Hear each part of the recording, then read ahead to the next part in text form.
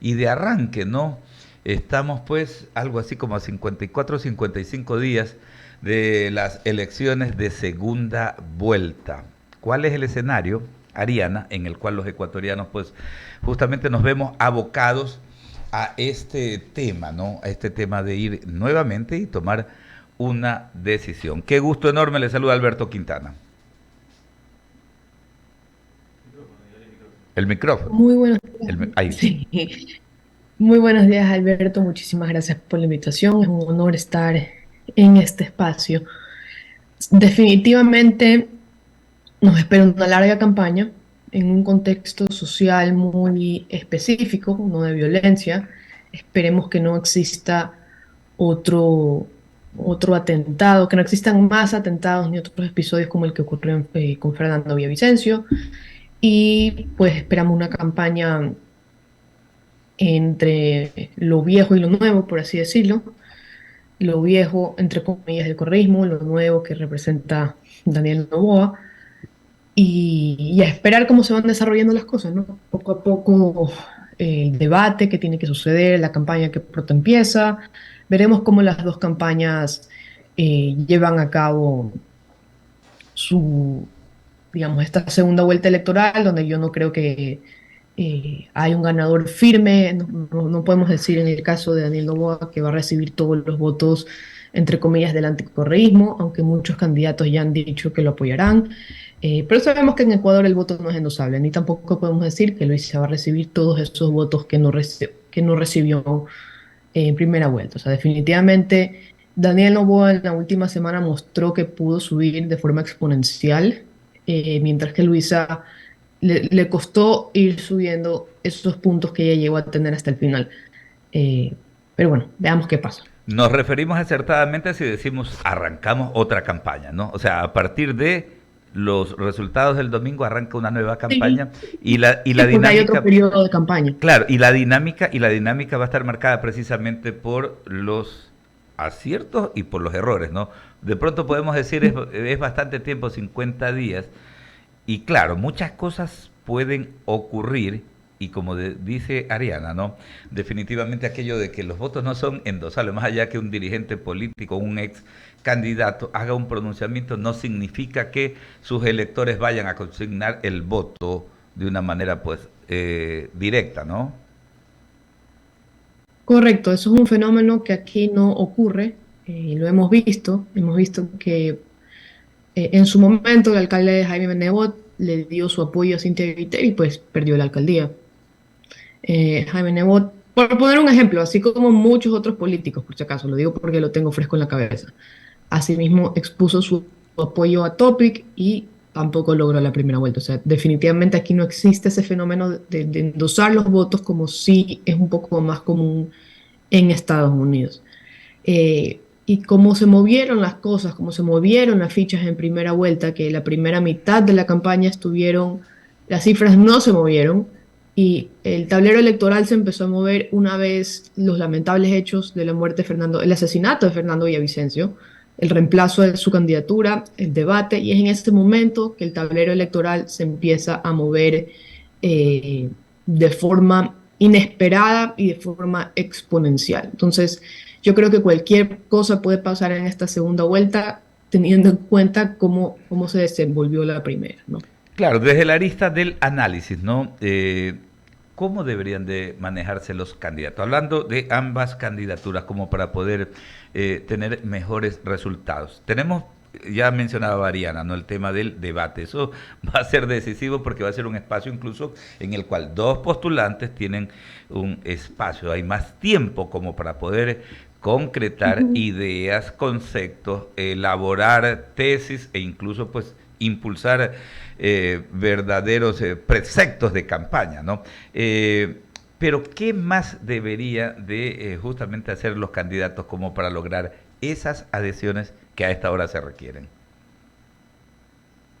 A ver, yo creo que primero ambas campañas tienen que saber administrar el triunfo, tienen que saber cuáles fueron sus aciertos, cuáles fueron sus errores y cuáles fueron esas, en el caso de Daniel Noboa, que creo que existió mucho eh, como que no fueron resultados de una acción estratégica de la campaña, sino más bien fue orgánico en redes sociales y que le aportaron mucho a su campaña. Entonces, que saber reconocer esos hitos que ayudaron a impulsar la candidatura, que no necesariamente fueron resultado de la acción estratégica de la campaña.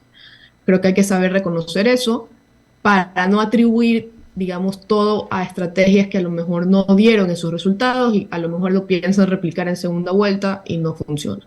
Entonces, lo primero en el caso de Daniel Noboa, algo que a él le ayudó muchísimo es que al principio, como las encuestas no se movían y en la papeleta estaban nombres que conocíamos porque ya habían incursionado en política antes, el caso de, o sea, al inicio de las encuestas prácticamente o virtualmente, la primera vuelta, la segunda vuelta se disputaría entre Luisa o Yaku o Otto Sonnenholster.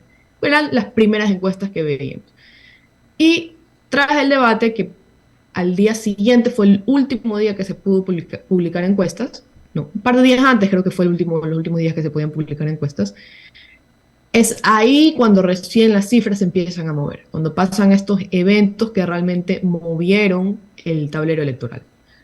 Y hasta el momento, Daniel Noboa no era considerado un rival. Y esa es la razón por la que él no atacaba a nadie y nadie lo atacaba a él.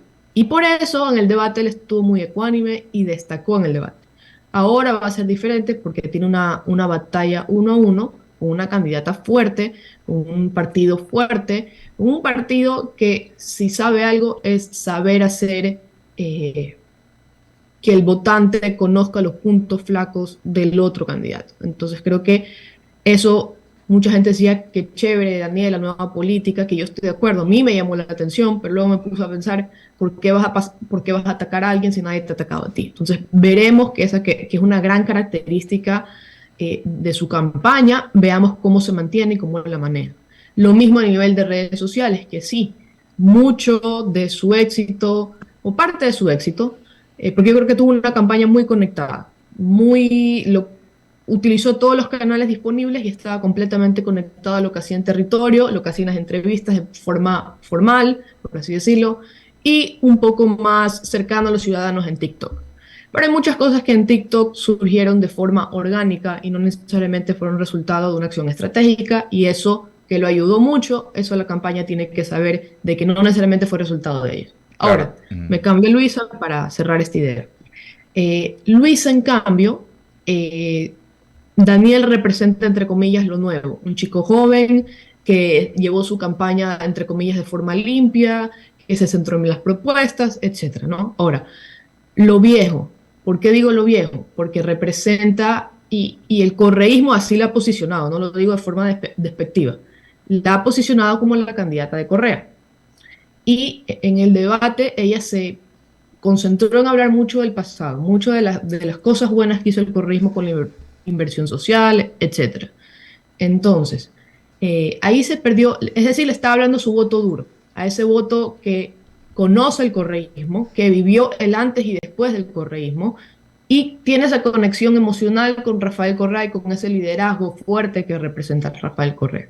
Entonces creo que ahí Luisa perdió una oportunidad de ella de presentarse cómo es el correísmo bajo el liderazgo de Luisa González, de poder presentarle a los votantes indecisos que están del centro a la izquierda, que no se identifican con el correísmo por X causas que defienden o que no defienden.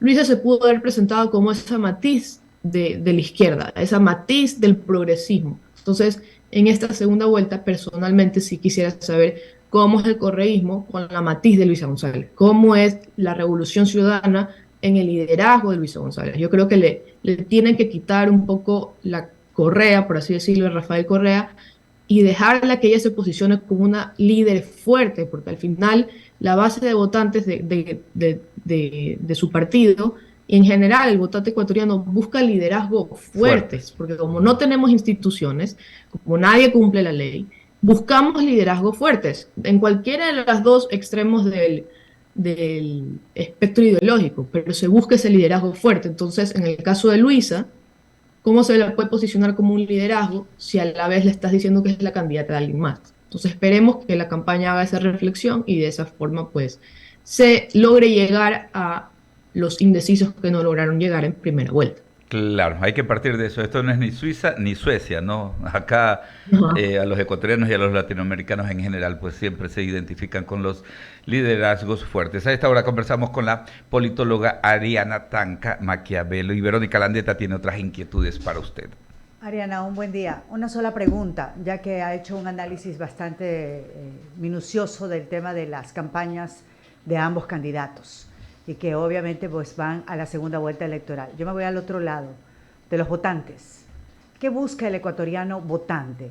¿Seguimos buscando a ese líder que nos rescate de todas las situaciones difíciles que hemos cruzado en los últimos años y que definitivamente no hemos podido consolidar una institución, que no hemos podido consolidar entidades, que no hemos podido recuperar nada definitivamente para poder dar una respuesta a los ecuatorianos? Y me refiero simplemente a programas sociales, empleo, productividad, educación, salud. Ahí vemos a un IES totalmente deteriorado. ¿Qué es lo que está buscando el ecuatoriano?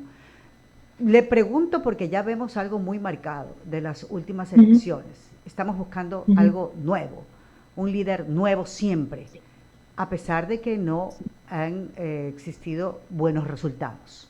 ¿Qué es lo que cree usted que buscará en esta segunda vuelta electoral? La verdad es que es una pregunta muy interesante y mi respuesta va a ser como ciudadana, más no como analista, porque aquí creo que el fenómeno de la campaña en primera vuelta, que creo que es algo muy atípico en las elecciones ecuatorianas, todavía hay que irlo desencriptando para entender qué razones son las que realmente o qué factores son los que nos llevaron a tener esta primera vuelta que es bastante atípica. Entonces hay que irlo todavía analizando, desencriptando para entender este fenómeno político y cómo va o cómo marca la política ecuatoriana. Entonces, sí creo que los ecuatorianos aún buscamos un liderazgo fuerte justamente por lo que mencionas, ¿no? Porque se siente una falta de gobernanza, ¿no?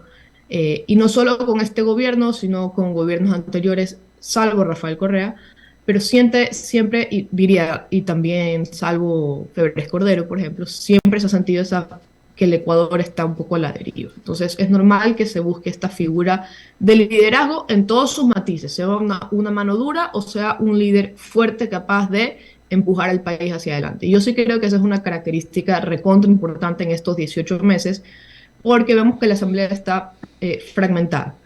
¿Hay posibilidad de alianzas? Sí, bastantes. El problema es, hay que ver si lo quieren hacer. ¿Por qué? Porque a la mayoría de las personas que están en la Asamblea y al resto de actores políticos le conviene que al gobierno no le vaya mal. ¿Por qué? Porque en el caso de que estén usando el 2023 como vitrina para 2025, les conviene para su campaña, por así decirlo. Entonces hay un incentivo medio perverso en cuanto a la gobernabilidad y creo que se necesita ese liderazgo fuerte que no le interese perder votos con tal de empujar el país hacia adelante. Entonces también va a depender mucho de ese incentivo medio perverso que está en el tema de la gobernabilidad. Ahora, por supuesto que la gente espera cambio, porque han sido años duros para el país, no solo con este gobierno, sino, diría yo, desde la pandemia, ¿no? La pandemia también marcó un antes y un después en el país. Creo que todos recordamos las lamentables imágenes de ver cadáveres en el piso, la desorganización que existió, encima la corrupción que se dio en ese momento. Entonces, ese desasosiego se viene arrastrando desde mucho antes y cada vez empeora. Creo que los ciudadanos sienten como esa desesperanza, impotencia de que el país no va adelante, por tanto, buscan esa noción de cambio, de alguien nuevo, ¿no? Entonces, por eso ahorita estamos un poco viendo ese clivaje, lo viejo y lo nuevo. Y ambos tienen que estar en sintonía, que las personas ahorita están buscando lo nuevo, ese liderazgo, y ese liderazgo que realmente esté enfocado, porque sabemos que en un año y medio no se van a lograr concretar muchas cosas. Claro, hay que restar el tema de la campaña del 2025. Que le dé la atención suficiente, primero mejorar la calidad de vida de los ciudadanos con acciones que se puedan hacer mediante un decreto de forma inmediata y que enfrente la seguridad, porque es algo que azota a todos los ciudadanos, ¿no? Desde el quintil más rico hasta el quintil más pobre. Ok, Ok, gracias Ariana. Ahí está un punto muy importante que hay que definitivamente rescatar, que es lo que busca el votante, que al final es el que decide. Completamente. O sea, Claro. a ellos les están hablando, o sea, a nadie más. Entonces, hay que entender y saber escuchar, y eso requiere de mucha, a veces Por humildad supuesto. y sobre todo investigación, ¿no? Las cosas no se hacen porque yo escuché por ahí que alguien dijo esto, no. Las campañas tienen que dedicarse a investigar y a partir de una buena investigación en territorio, elaborar las estrategias de campaña. No se puede repetir lo que funcionó en primera vuelta, no se puede repetir lo que está en los manuales o lo que yo escuché que alguien hizo, no. Y eso es lo primero. Y para eso requiere mucha humildad. Humildad. Veremos si los equipos de campaña son capaces de hacer eso. Claro, Vamos a humildad ver y cómo conecta. preparación. Solamente una final de mi parte, ¿no? El día del debate, yo estaba pues recordando un poco, ¿no? En el debate de primera vuelta, en los primeros minutos, obviamente uno como comunicador está viendo el debate y está siguiendo las reacciones, ¿no? Ahora a través de redes sociales, de plataformas digitales. Entonces todo el mundo decía el debate no sirve para nada, etcétera, etcétera. Una serie de conceptos que se vertían inmediatamente, ¿no? Pero vamos viendo ya ahora, ¿no? Ya luego que se saca a limpio cada una de las conclusiones, uno va viendo que sin lugar a dudas puede ser que el formato no sea el adecuado o lo que sea, pero definitivamente estos encuentros sirven, ¿no? Los debates son parte de la fundamentación de la democracia, digo yo. Y en esa medida, ¿qué tanto va a pesar el debate en segunda vuelta y cuál más o menos debe ser justamente la postura de los candidatos de cara a ese gran reto que tienen ese día? Es una gran pregunta.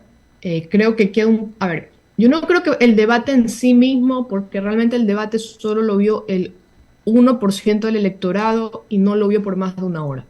Entonces no es tanto el debate en sí lo que tuvo el impacto, sino el El post-debate. postdebate. Todo eso que se habló, esa conversación que se generó en diferentes canales, luego el debate en espacios de opinión, en redes sociales, en conversaciones informales, eso realmente es lo que importa de un debate. Y también se derrumbó un mito, que los jóvenes no están interesados en el debate. A lo mejor no están interesados en verlo en ese momento, pero sí al escuchar que el resto lo ha visto o que salen esos como resúmenes en redes sociales, sí se animan a verlos y desde ahí formar un criterio por las razones que sea, porque la gente piensa que solo se vota de forma lógica por la propuesta. Y sí, hay muchas personas que lo hacen, pero realmente el voto también tiene un componente emocional muy fuerte. Y es así, porque así funciona nuestro cerebro. Entonces, eh, si una persona decidió votar por Daniel Noboa porque le pareció linda en TikTok, es absolutamente válido, porque es una conexión emocional y no siempre es racional. Entonces, el postdebate definitivamente fue muy importante y ahí sí destacó Daniel Noboa y Jan Topic en generar una conversación muy positiva hacia sus campañas. Jan Topic presentó los Robocops que tenía planeado para los policías y Daniel Noboa aprovechó ese golazo del debate para posicionarse él como el candidato del empleo a través de la seguridad y darse a conocer a muchas personas que quizás no habían escuchado su candidatura hasta antes del debate. Ahora, este debate, por supuesto, tuvo muchas limitantes, entre ellas que pretendían ser 8 personas, finalmente fueron 7. Entre 7 personas no puede existir un debate y en un minuto no puedes explicar la propuesta. Es una muy buena intención de la autoridad electoral que quiere dar este espacio para que los ciudadanos conozcan las propuestas, pero tenemos que saber que un debate entre 7 personas es imposible. Y en el caso de, por ejemplo, Javier Herbas no tuvo casi el 1%, Bolívar Armijos no tuvo el 1%. Si lo vemos de esa manera, realmente eran 2 personas que no iban a aportar al debate porque finalmente no lograron llegar ni al 2% de la población. Ahora, en segunda vuelta, este debate va a ser 1-1, por tanto va a ser mucho más fácil para poder contrastar qué es lo que dice uno y qué es lo que dice otro, qué es lo que no se logró en primera vuelta. Entonces, eso también creo que va a ser un desafío para Daniel Noboa, sobre todo, porque él no estuvo acostumbrado a que lo ataquen. Veremos cómo la campaña maneja eso, veremos él cómo maneja eso. Luis está muy acostumbrado a los ataques y sabe manejarlo, entonces eso sí le da como un pasito por delante, pero en cambio la preparación que tuvo Daniel Noboa fue impecable. Esperemos, y en cambio Luisa solo se refería al pasado. Entonces ahí cada uno tiene su talón de Aquiles, esperemos que cada campaña lo sepa manejar para que de esa manera los ecuatorianos de alguna manera podamos conocer a los candidatos en su naturaleza, en enfrentar ataques, en enfrentar críticas, en exponer sus ideas en un tiempo limitado. Y recordemos que de todos modos lo que va a importar más o lo que va a pesar más es lo que sucede después, y también que realmente los ciudadanos, y es así porque funciona nuestro cerebro, no podemos aprender con H todas las propuestas que nos presentan, ¿no? O sea, no nos vamos a acordar de todo. Entonces tienen que aprovechar en dar propuestas muy claras, posicionar una narrativa que sea fácil para que el ciudadano pueda recordar. Claro que sí. Y hay que ver también si el elector está dispuesto, ¿no?, a aceptar y a receptar positivamente, por ejemplo, un encuentro, en un debate, ¿no?, en ese escenario, pues, un enfrentamiento verbal terrible, porque de pronto puede ser que también no le guste a los electores y más bien se vayan por otra vía. Ariana, agradecerle muchísimo por el tiempo, por sus conceptos, por acompañarnos esta mañana. Muchísimas gracias por la invitación. Espero que tengan un lindo día. Muchísimas gracias. Para usted también es Ariana Tanca Maquiavelo,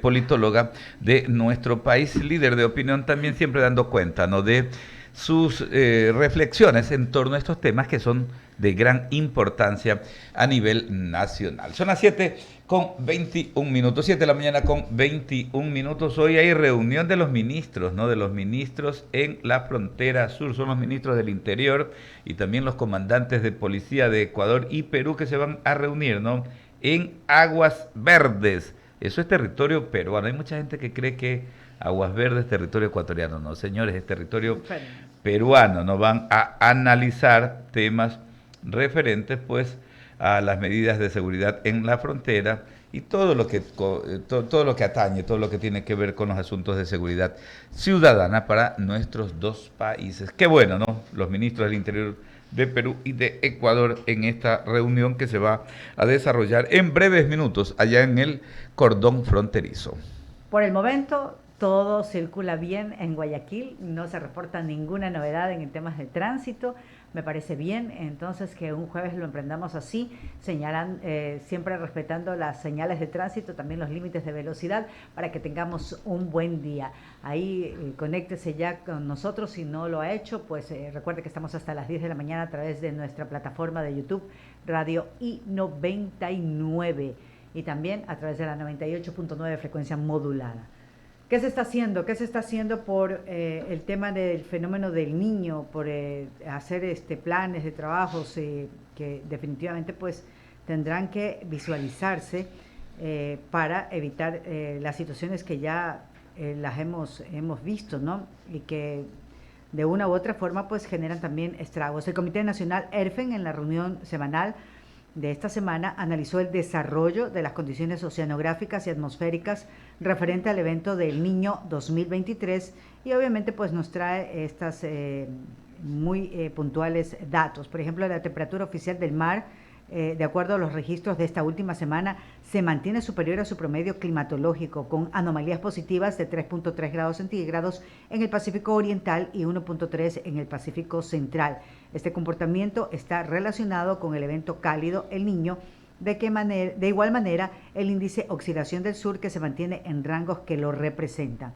En el área de boya oceánica del INOCAR, las principales variaciones en la columna de agua se encuentran en los primeros 40 metros. Esto podría ser explicado por periodos cortos de intensificación y debilitamiento de los vientos alisios que influyen también en la región. El desplazamiento de la onda Kelvin continúa y se espera llegar a la costa del Ecuador a fines de septiembre. También las precipitaciones han disminuido en comparación con julio. Sin embargo, las temperaturas, obviamente ambientales, se mantienen por encima de sus valores climatológicos en gran parte de la costa ecuatoriana y la región insular. En la sierra y el oriente se han registrado eventos puntuales de lluvias leves y moderadas, y para la próxima semana se esperan eventos de precipitación de ligera y moderada densidad focalizados en la zona interior de Esmeraldas, Santo Domingo de los Áchilas, Los Ríos, que ayer vimos, por ejemplo, cómo con una fuerte lluvia se registraron inundaciones en Quevedo, y la zona también interior del Oro. En el perfil costero no se descartan eventos ocasionales y ligeros de precipitación. Es decir, que comenzamos definitivamente pues a ver este cambio que se decía obviamente iba a entrar en septiembre y también podría pues marcarse mucho en octubre. Son las 7 de la mañana con 25 minutos y en esa onda, en breve estará nuestro equipo también conversando con el ex ministro de Agricultura, Leonardo Escobar Bravo. Los invitamos a que se queden conectados a nuestra señal informativa porque justamente, ¿no?, con el ex ministro de Agricultura de nuestro país, Leonardo Escobar, se estarán abordando estas temáticas, la situación del sector agrario, qué le espera a los postulantes presidenciales y a quien gane los comicios de segunda vuelta el 15 de octubre. ¿Qué les espera, no?, en materia de atender la agricultura y por supuesto esta amenaza que tenemos también con lo del fenómeno El Niño, sobre todo para los agricultores? Son las 7:26, marcamos esta pausa publicitaria, ya viene el relevo y por supuesto tendremos esta interesante entrevista.